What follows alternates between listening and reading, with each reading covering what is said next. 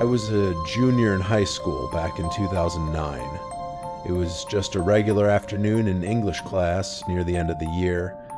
We were working on final projects, so we needed the school laptops. The library was closed that week. Some kind of damage or maybe renovations, I honestly don't remember, but I knew the laptop carts were usually kept in a back room of the library. My teacher asked if anyone wanted to go grab one. I'd been holding it in and needed a bathroom break anyway, so I raised my hand. After a quick stop at the restroom, I headed to the library. When I got there, the place was completely dark. No lights, no sounds, no one around. A little daylight from the windows was just enough to see shapes in the room. The carts were normally in a separate back section with a big glass window looking in. I tried the door handle. Locked. I stood there for a moment, unsure what to do.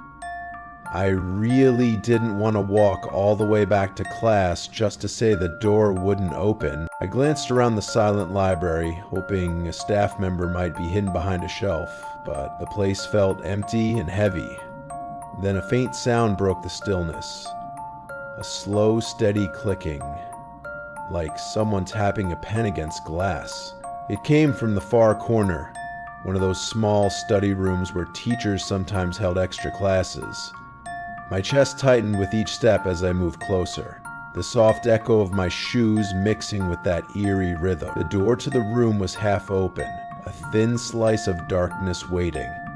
I paused, heart pounding, trying to tell myself it was just a loose vent or a dripping pipe.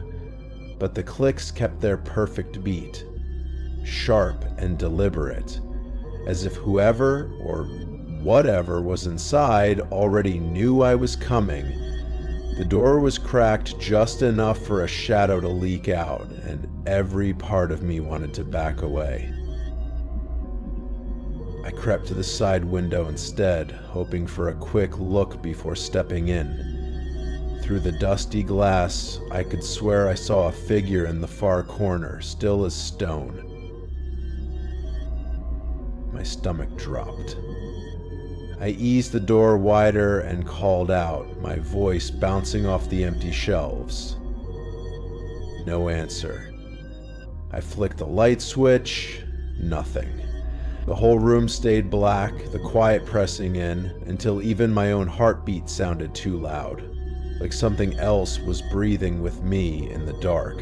When I stepped inside, the air colder than the hallway behind me, my eyes straining to make sense of the shape ahead. At first it looked like a person, head and shoulders clear in the faint glow from the window, but the longer I stared, the less human it seemed. I froze halfway across the room, heart thudding so loud it drowned out everything else. The figure didn't move, yet somehow it felt alive, like it was watching me breathe. It had no phone, no light, nothing but the thin moonlit outline of something that looked almost human but not quite. A shadow stretched into a body that shouldn't exist. I was almost certain it was staring right back at me. In the dim light, I could see a face, but it was all wrong. The head looked twice the size of any normal person's. The body stretched impossibly tall, at least 7 or 8 feet. It didn't move, and neither did I. Then, something shifted in the far corner, a quick flicker of motion that made my stomach twist. My heart slammed so hard it hurt, and before I even knew it, I spun around and bolted, racing out of the room and through the dark library as fast as I could. I stumbled into the hallway, gasping for air, heart pounding so hard it hurt. Just then, Miss Carp, a teacher I knew, walked by and stopped when she saw my face. I begged her to come with me, words spilling out too fast to make sense. She frowned and asked why I was even inside the library when it was off limits all week. I blurted out that I'd been sent for the laptop cart, still shaking. Keeping her sharp voice steady, she told me the carts had been moved to the presentation room days ago, something my own teacher had explained earlier. I must have completely zoned out, but every hair on my arm stood straight up as I realized no one was supposed to be in that library at all. And yet, I had seen something standing there. I begged Miss Carp to come with me anyway, certain that something had been there. She sighed, but finally followed, her shoes clicking against the empty hallway. When we stepped inside, the library lights flicked on bright and steady, and the back room looked completely normal. The figure I'd seen was gone. Miss Carp shot me a sharp look, clearly annoyed, and said nothing. I could tell she thought I'd imagined the whole thing, but the memory of that giant head and the silent shape wouldn't leave me, no matter how normal the room looked now. I finally rolled the cart back into the room, heart still racing like I'd sprinted a mile.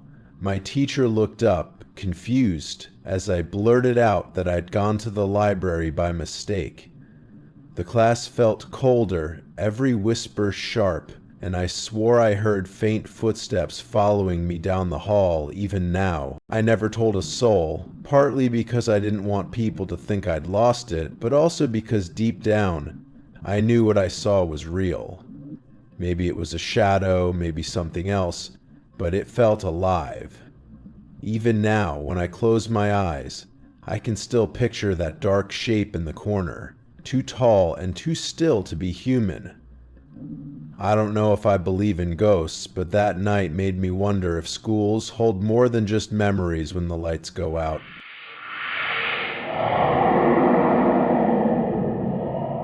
Back in my freshman year, I went to a small commuter college in Delaware, and honestly, I set up my schedule all wrong. Most days I wouldn't even get there until around 3 p.m., have a couple of classes, then sit through this long 2-hour gap before my last class. I usually didn't leave campus until close to 9 at night. I wasn't exactly outgoing back then either. I could have joined a club, met people in the food hall, or even hung out in the library, but instead I just wandered down to this quiet basement classroom in one of the business halls. There were only 2 rooms down there, and it always felt empty. I'd bring food, sit alone, maybe do some homework, play games on my phone, or just watch videos to kill time. One night I skipped making dinner and grabbed a sandwich from the cafeteria instead, sitting by myself at a table while it seemed like everyone else was surrounded by friends. So I carried the sandwich downstairs, thinking it would be easier to finish it in the quiet basement like always. The hall was dark and empty, each step echoing louder than it should. I slid into the back of the classroom and unwrapped my food, trying to relax. Before I could take the last bite, the heavy door creaked open behind me. My stomach dropped as the sound cut through the silence, slow and deliberate, like someone was pushing it just enough to peek inside. I froze, every hair on my arm standing up, because I knew I hadn't heard any footsteps coming down the stairs. I sat in the corner seat by the door, so when I turned, I was suddenly almost nose to nose with a guy I'd never seen before. He looked a few years older, his beard messy and overgrown, glasses sliding down his nose, a small belly stretching his shirt. Something about him was off, like he didn't belong in that room, or even on campus. We made awkward eye contact for a heartbeat that felt way too long. Then I forced myself to look away and keep eating, but every nerve in my body stayed tense. I could feel his eyes on me, heavy and strange, like he was studying me. The quiet basement air felt tighter, each creak of the old building louder, and the sandwich in my hand suddenly tasted like cardboard as my stomach twisted. Out of the corner of my eye, I saw him slide into the desk right next to mine, way too close for a nearly empty room. I wanted to blurt out, "Why are you sitting here?" but I bit my tongue and tried to act normal. The clock on my phone showed an hour and a half until class. Forever. I tilted my head just enough to catch him staring straight at me, his eyes fixed and unblinking.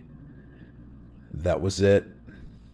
My pulse spiked, The quiet basement suddenly felt suffocating. I stuffed the last bite of my sandwich in my mouth, grabbed my bag, and walked out, fast. Heart pounding so hard it drowned out every other sound in the hall. I didn't care where I ended up, I just needed to be anywhere but that basement. I pushed through the door into the cold night and let the dark air hit me like a wake-up call. My eyes scanned for a safe spot and landed on a lonely bench near a small, empty parking lot wrapped in trees. I headed straight for the bright circle of a tall lamp and sat down, my breath showing in the late fall chill. The campus was almost silent, only the rustle of leaves and the faint hum of the light above me. No students, no traffic, just that eerie stillness that makes every sound feel louder. I pulled my jacket tight and tried to calm my heartbeat, but the quiet woods around me felt alive, like the shadows were leaning in. Suddenly I heard the sharp crack of leaves behind me, breaking the quiet like a snap of lightning. My stomach dropped. I turned and spotted a figure wedged between two pine bushes, motionless. My heart jumped when I realized it was that same guy from the basement.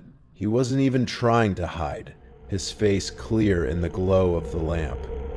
I shot to my feet, neck craning for a better look, ready to bolt. Before I could move, he stepped through the bushes with a slow grin and said, "Hi." His voice was strange, every word stretched and overpronounced, like he was forcing each sound. It sent a chill crawling down my back. My heart was already racing when he suddenly launched into a flood of questions. Where I went to school, my major, where I worked, what I did for fun. It felt like an interview I never signed up for. I forced a polite smile and asked him a few things back, trying not to show how uneasy I was. We sat there longer than I wanted, the air getting heavier with every word. Then he asked for my number. I don't even know why I gave it to him. Maybe I didn't want to make a scene. But the second I handed it over, his vibe shifted. His eyes sharpened, and he leaned in, asking where I lived.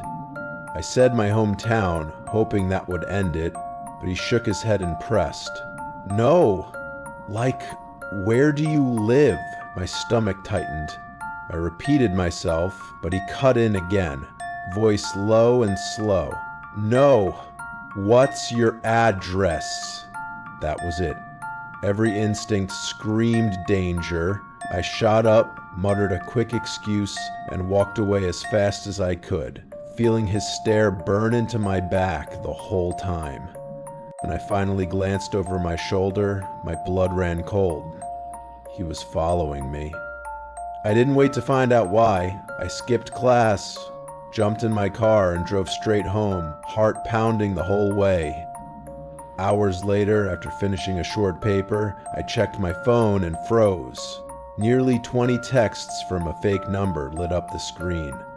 Every single one was from him. It started with a casual "hey," but then the words got darker. "You have a nice house." My chest tightened like a vice. I fired back, "Go away or I'm calling the police." That's when a knock hit my window. Slow, deliberate. The shade was down, but I heard a low, familiar voice whisper, "Open the window." Terror surged through me. I shouted that I was calling the cops, and then silence. That night ended with flashing lights outside my window and 2 officers taking my statement while my parents finally rushed home, hearts in their throats. I handed over every text in detail, but they said all they could do was keep watch unless a real threat showed up. The next morning, my phone buzzed with a campus alert. Classes canceled, a warning about a young man with a knife roaming nearby. My stomach dropped. I called the police again and repeated everything, but as far as I know, he was never caught. I still don't know why he chose me or what he wanted. All I know is that I trusted my instincts, called for help, and got out safe. If you ever feel that same cold fear, don't brush it off, listen to it, and stay alive.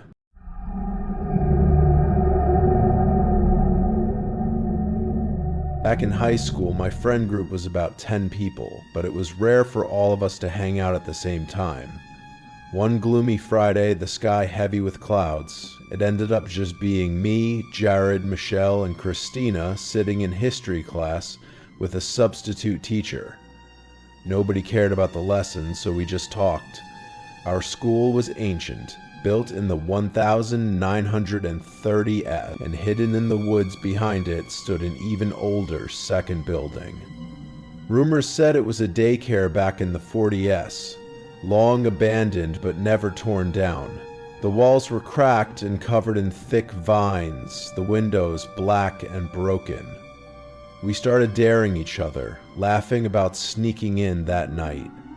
It sounded reckless and perfect. When the sun went down, we slipped past security through a back path and headed straight for those dark woods, our flashlights barely cutting through the trees, hearts racing as the silhouette of that creepy old building came into view. Jared and I helped the girls over the fence, then climbed it ourselves, our hands shaking with excitement and nerves. The building loomed in front of us, about twice the size of a normal house, its dark windows staring back like empty eyes.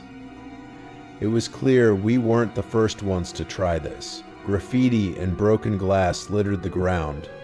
We circled the building, flashlights cutting through the shadows, looking for a way inside. The front door was locked, of course. Heart pounding, Jared and I exchanged a look and decided to break a window while the girls kept watch. The sound of shattering glass echoed through the woods, and for a second, everything went still, like the building itself was holding its breath. Once again, we boosted the girls up first, then Jared crawled in, and finally it was my turn. Being the biggest, I had to squeeze through the broken window, cutting my hands on some glass. The sting barely registered because the moment I landed, the air felt heavy and cold. My flashlight flickered across the room, and I realized it looked like some old, forgotten classroom frozen in time. But as my eyes adjusted, I realized my friends weren't there. Panic started to crawl up my spine. I yelled Jared's name over and over, my voice echoing down the empty halls. Leaving the tiny classroom, I stepped into a narrow, crumbling hallway lined with open doors leading to more old rooms. My heart raced as I called their names again and again, but only silence answered back. I scanned every tiny classroom one by one until I finally spotted Gerard standing frozen in the corner, staring out the grimy window like he was in a trance. I shouted, "Dude, what the hell are you doing? Why didn't you wait for me?" But he just slowly turned to look at me, his face barely visible in the shadows. And for a moment, it felt like he couldn't even make eye contact. My heart started pounding, and I quickly glanced down the dark hallway, calling both girls' names again, my voice shaking, hoping someone would answer before it was too late. And with that, I heard a loud crunch from somewhere down the narrow hallway, like someone stepping on broken glass. My heart started racing as I pushed through the mess of old school books and desks scattered on the floor until I reached the very last classroom on the left. The second I peeked inside, someone jumped out and screamed right in my face. I nearly had a heart attack. It was Jared. Christina and Michelle burst out from behind me, laughing so hard they could barely breathe. They admitted they'd planned the whole scare just minutes before we came in, and even though my hands were still shaking, I couldn't help but laugh with them. I playfully shoved Jared, trying to laugh it off, but my heart was still pounding from the scare. And then it hit me even harder. I remembered that shadowy figure I'd seen in the other classroom. I leaned in and whispered to them that I thought it was Jared, but it wasn't. I motioned for everyone to follow me back, and when we got there, the corner was empty. Whoever that person was had vanished. I stepped into the classroom, but it looked completely empty at first, and my heart was already racing. Then I heard one of the girls gasp, and I spun around to see what they were staring at. She was pointing at the crack between the door and the frame, and my stomach dropped. There, pressed right up against the door was a face staring at us through the tiny gap. The other two girls screamed and Jared yelled, "Let's get out of here!" My legs felt like lead, but fear pushed us all forward as we bolted for the exit, the shadowy figure frozen in the doorway behind us. We all scrambled back to the window we had climbed in through, hearts pounding, and I was the last one out. I swear, every second I was climbing, I thought he was going to grab my legs and drag me back inside, but somehow, I made it. We jumped the fence again and ran straight to Christina's house, gasping for air, still shaking from the terror. But even as we caught our breath, a million questions raced through my mind. How did that man get in? The door was locked, and the window we broke was the only way in. What was he even doing in there? We told our friends, and soon rumors about that old building spread like wildfire. And though I know others probably went inside after us, we never went back. And now I want to ask you, would you dare go into a place like that if you knew what we saw? If this story freaked you out, make sure to hit that like button and check out the next video on our channel because the other two school stories are even more disturbing. I promise you don't want to miss them.